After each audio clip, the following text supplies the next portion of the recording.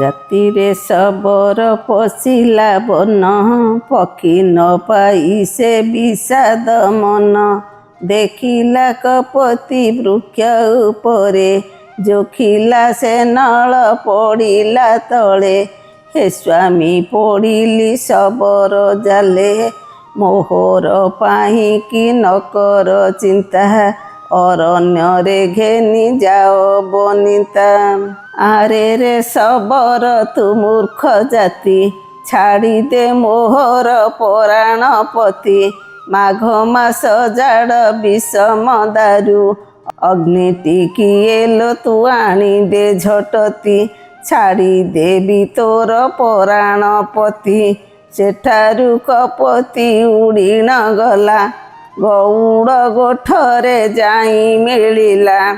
ଅଗ୍ନି ଟିକିଏ ଆଣିଲା ଦହନ, ଜାଲ ପାରୁଷରେ ଥୋଇଲା ପୁଣ। ଶୂନ୍ୟକୁ କପତି ଉଡ଼ିଣ ଗଲା, ନାରାୟଣ ନାମ ହୃଦେ ଜପିଲା। ଜାଲ ଚାରିପାଖ ବୁଲିଣ ଗଲା, ନାରାୟଣ ନାମ ହୃଦେ ଜପିଣ। ଡେଇଁ ପଡ଼ିଲା ଅଗ୍ନିରେ ଯାଇଣ, ଶବର କହିଲା ଭାଗ୍ୟ ବଢ଼ିଲା। ପକ୍ଷୀ ଲାଗି ତୋର ପକ୍ଷୀ ଯେ ମଲା। ଶୂନ୍ୟକୁ ଆସିଲା ପୁଷ୍ପ ବିମାନ, ଦୁଇ ପକ୍ଷୀ ଗଲେ ସ୍ୱର୍ଗ ଭୁବନ।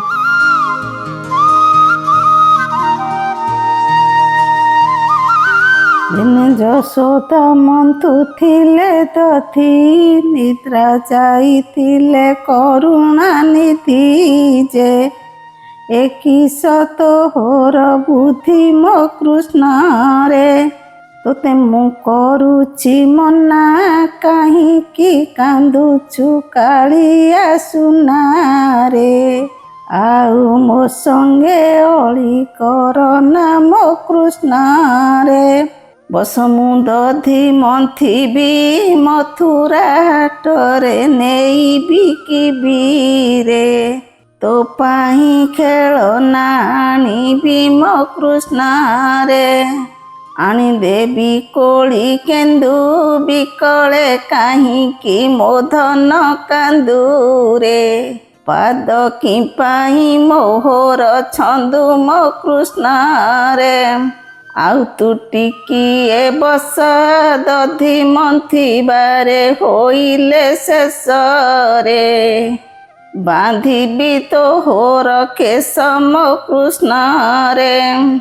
ନୟନେ ଦେବି ମୁଁ କଳା, କାନ୍ଦ ନାହିଁ ମୋର ଗଳାର ମାଳାରେ।